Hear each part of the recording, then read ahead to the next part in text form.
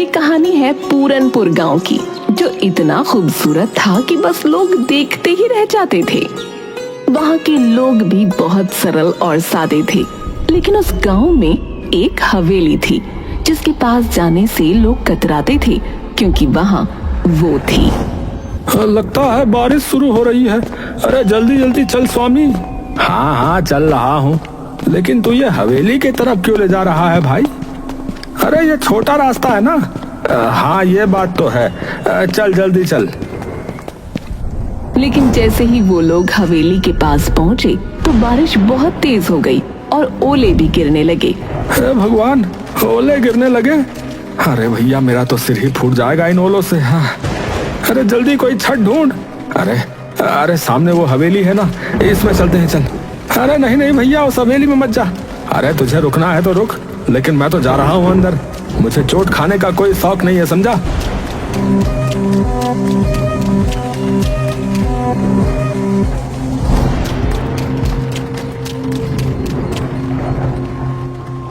और फिर उन्होंने नजर घुमाकर हवेली को देखा। हवेली इतनी पुरानी थी जितना पुराना गांव, लेकिन इतनी पुरानी होने के बावजूद वो जर्जर नहीं थी, लेकिन हाँ डरावनी जरूर थी। अरे यार, ये बारिश के चक्कर में हम कहाँ आकर रुक गए। जल्दी बारिश रुके तो हम यहाँ से भागे। अरे भाई ये आवाज किसकी है? कौन सी आवाज है? भाई मजाक मत कर यार। ये कौन आ गया? ये कौन आ गया? ये कौन आ गया? उन लोगों ने घूम कर देखा तो हवेली के एक कोने में अजीब सी बुढ़िया बैठी थी। बड़बड़ा रही थी, सफेद बाल खुले हुए डर से कांप उठे और फौरन बाहर भागे। बाहर अभी भी ओले गिर रहे थे, लेकिन इस बार वो ओलों की चोट खाते हुए अपने घर की तरफ भाग गए। भैया राम, भैया लोग सही कहते हैं सोनी। अरे वहाँ कुछ है भैया। भैया मैं तो कसम खाता हूँ अब उस तरफ नहीं जाऊंगा भैया। पूरनपुर गांव में कुछ दिन बाद एक बड़ी अजीब घटना हुई। गांव में 4 नए लोग पहुंचे, एक नौजवान जोड़े के साथ 2 नौजवान लड़के और। अरे भाई आप लोग कौन हैं और इस गांव में कैसे आना हुआ? नमस्ते, मेरा नाम राजीव है, ये मेरी पत्नी रिया है और ये मेरे भाई हैं रमन और प्रेम। हम यहाँ अपनी हवेली को बेचने आए हैं जो गांव में पूरब में है। हाँ हवेली है भैया? कौन सी हवेली? वो जो बरगद के पेड़ के पास वाली, वो वही ना? हाँ हाँ वही, हमारे दादाजी की थी, अब हम उसे बेचना चाहते हैं। ये सुनकर मुखिया हैरान हो गया और गांव वालों की भीड़ जमा हो गई। सब फुसफुसाने लगे।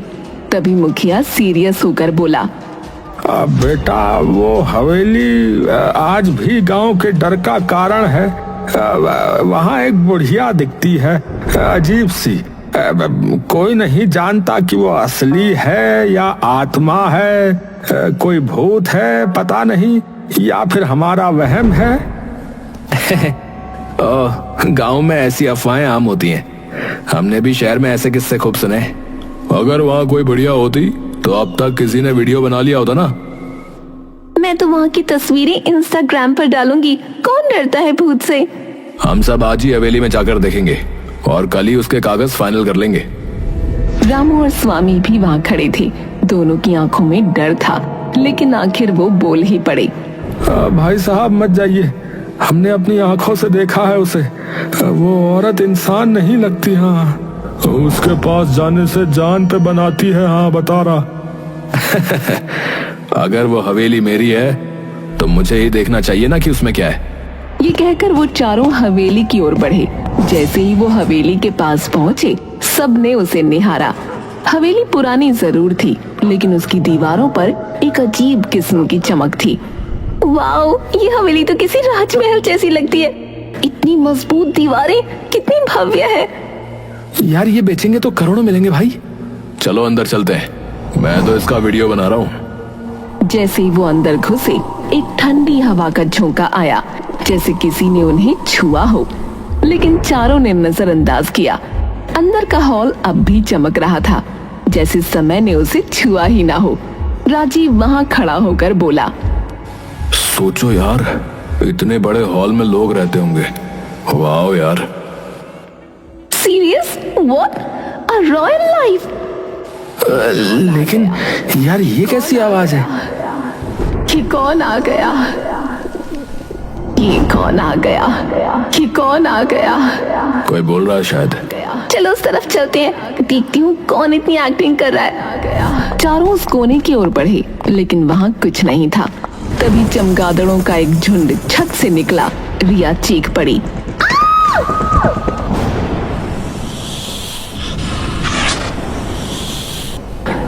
अरे बाप रे, सांप! अरे भागो भाई! हे भगवान, ये हवेली तो जंगल हो रखी है।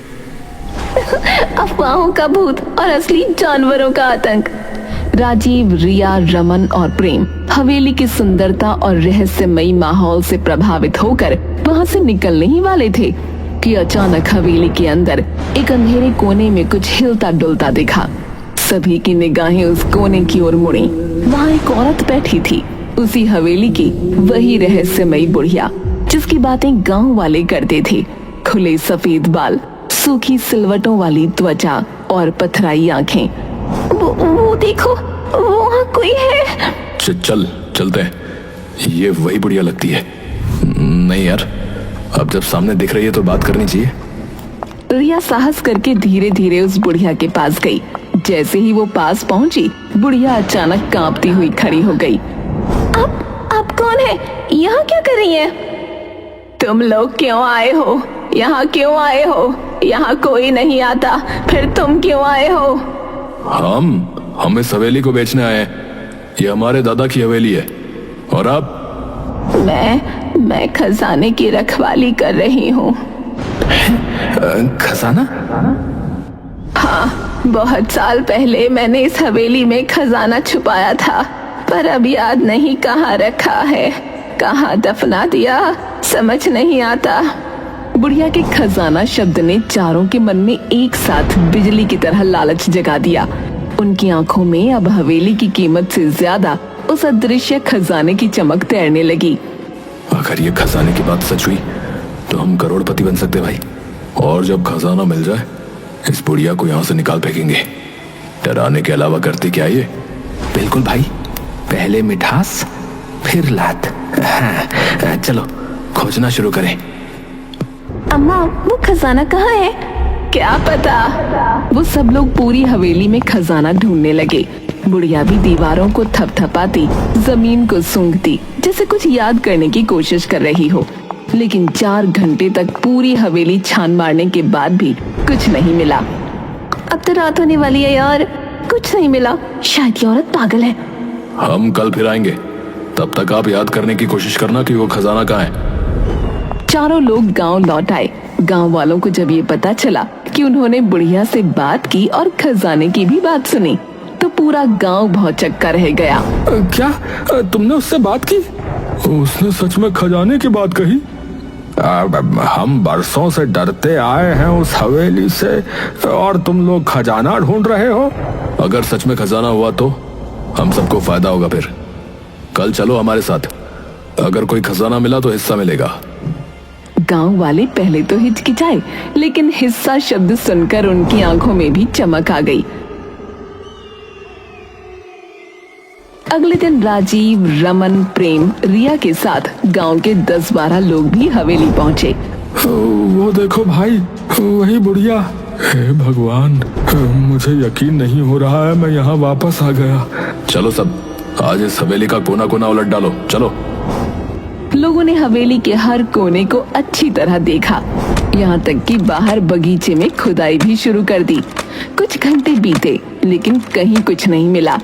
तभी रामू की नजर हवेली के पिछले हिस्से पर गई, जहाँ छत का एक हिस्सा टूट कर गिरा हुआ था।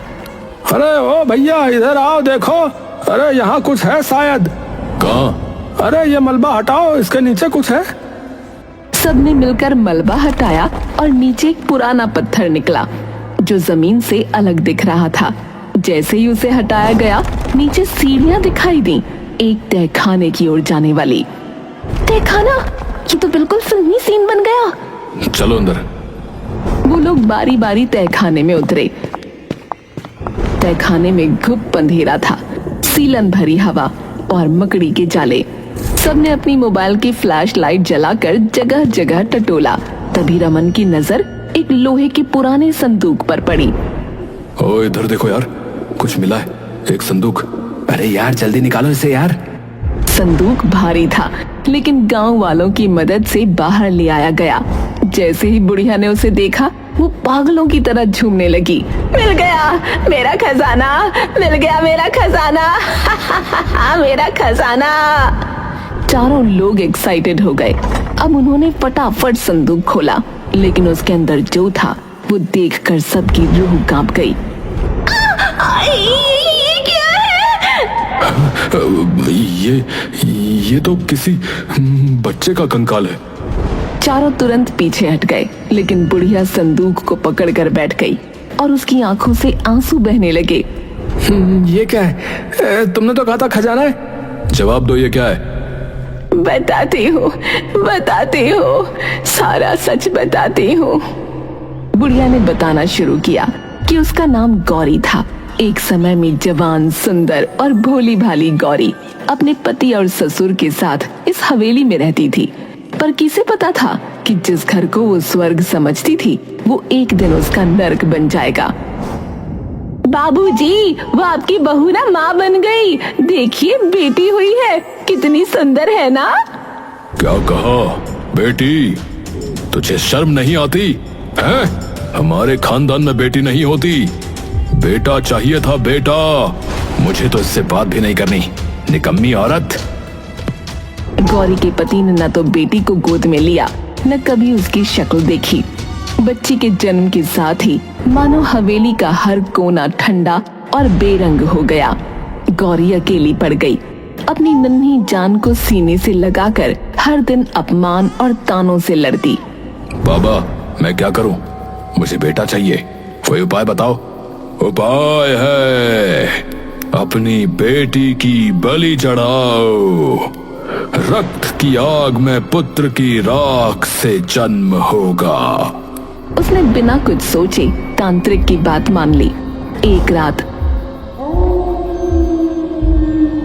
हवेली के तहखाने में जहां अंधेरा रहता था, वहीं उसने अपनी ही बेटी की हत्या कर दी। उसके साथ उसका ससुर और 2 नौकर भी थे। सबने देखा, लेकिन सब चुप थे। उधर गौरी की आंख खुली तो बच्ची को न देखकर तड़प उठी। मेरी बच्ची कहाँ है? वो तो मेरे साथ थी। गौरी उसे हर जगह ढूंढते हुए आखिरकार तहखाने की ओर भागी और वहां का नजारा देख चीख पड़ी। नहीं, ये क्या कर दिया तुमने? मेरी बच्ची! गौरी पागल हो गई। उसके भीतर की मां जल उठी। उसी तहखाने में पड़ा एक बड़ा चाकू उठाया और एक एक करके सबका खात्मा कर दिया। मेरी बच्ची के खून से कोई बेटा नहीं मिलेगा तुझे, सिर्फ अभिशाप लगेगा तुझे। सब मारे गए और गौरी वहीं तहखाने में अपनी मरी हुई बच्ची की लाश को सीने से लगाए घंटों बैठी रही, शायद कई दिन।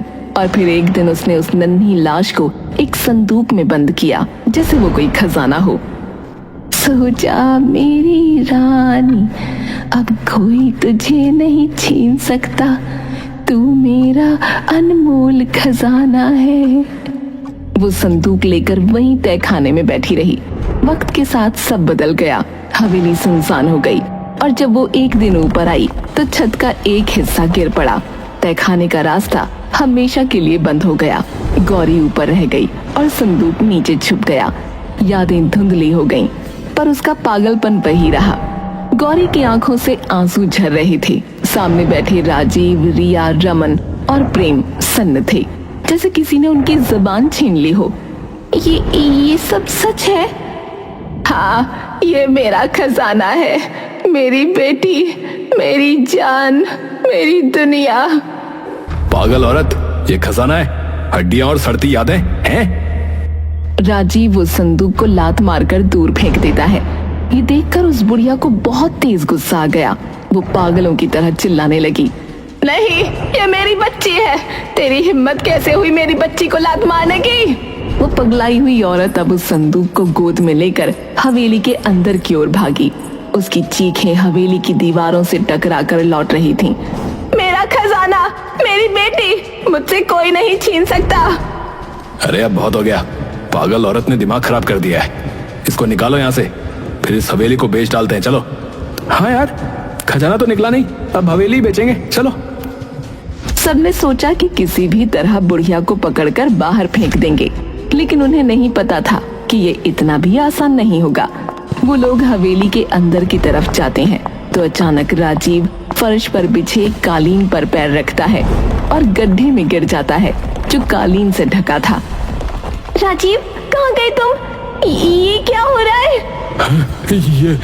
ये सब उस पगली औरत का जाल है। अरे भागो यहाँ से भैया। रिया एक कमरे में भागती है, लेकिन वहाँ का दरवाजा बंद हो जाता है और अंदर से सैकड़ों चूहे निकल आते हैं। रिया चीखने लगती है। उधर प्रेम जैसे तैसे भागता है, लेकिन गलियारे में फिसल जाता है क्योंकि फर्श पर तेल फैला हुआ था। तुम लोग मेरा खजाना नहीं छीन सकते। बुढ़िया अपने बिछाए जालों से बहुत खुश थी, पर उसी समय गांव के और लोग भी वहां पहुंच गए। उन्होंने सब कुछ देखा और एक साथ मिलकर बुढ़िया को पकड़ने की कोशिश की। अरे अब बस, तुमने बहुत डर फैलाया, अब तुम्हें रुकना होगा। बहुत संघर्ष के बाद बुढ़िया को पकड़ लिया गया।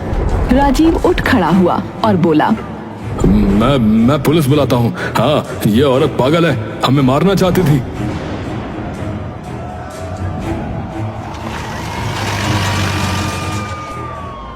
पुलिस जल्दी ही पहुंच गई। सर, हम तो ये हवेली बेचने आए थे। ये औरत हम पर हमला कर रही थी। पागल है सर ये। हाँ, मैं पागल हूँ, लेकिन ये हवेली मेरी है, मेरे खून से सींची गई है। तुम लोग इसे अपना कहते हो, क्या सबूत है तुम्हारे पास? पुलिस को बुढ़िया की बात सही लगी, इसीलिए उन्होंने उनसे कागज मांगे, सबूत मांगे, लेकिन चारों लोगों के पास कुछ नहीं था, न कोई दस्तावेज, न कोई अधिकार। गांव वाले भी अब शंका से भर उठे। राजीव बताओ, इस हवेली का इतिहास क्या है, बोलो। वो हम तो बस अरे वो क्या कर रहा है? हमें फोन करके तू नहीं बुलाया ना, लेकिन अब लग रहा है कि तेरा झूठ पकड़ में आ चुका है। अब चुपचाप सच बोल दे, वरना सीधे जेल ले जाएंगे तेने। हाँ, हमने हवेली पर कब्जा करने की कोशिश की थी ताकि उसे किसी फॉरेनर को बेचकर पैसे कमा सकें। हमें किसी ने यहाँ के बारे में बताया था, तो हमने सोचा कि गांव वालों को बेवकूफ बनाकर अपना काम निकाल लेंगे। हमें माफ कर दीजिए। हैं? माफी? हाँ, जरूर मिलेगी ना माफी। चलो सीधे थाने, चलो, वहीं करेंगे तुम्हें सब माफ। पुलिस ने चारों को गिरफ्तार कर लिया और फिर रामू आगे आया। उसने सबको देखा और बोला, इतनी बड़ी कहानी हो गई, हमें आज पता चल रहा है। देखो भैया, गांव वालों, मुझे लगता है कि हमें इस बच्ची का जो है अंतिम संस्कार करना चाहिए। ये जरूरी है भैया। सबने मिलकर उस मासूम बच्ची की अस्थियों का विधि पूर्वक अंतिम संस्कार किया। बुढ़िया फूट फूट कर रोती रही, उसकी सालों की पीड़ा अब बह रही थी। उसके बाद पुलिस ने बुढ़िया को एक मानसिक चिकित्सालय भेज दिया, पर कहानी यहीं खत्म नहीं हुई। गांव वालों ने उस हवेली को एक बालिका विद्यालय में बदल दिया। बाहर एक पट्टिका लगी जिस पर लिखा था, गौरी कन्या विद्यालय, एक माँ की याद में।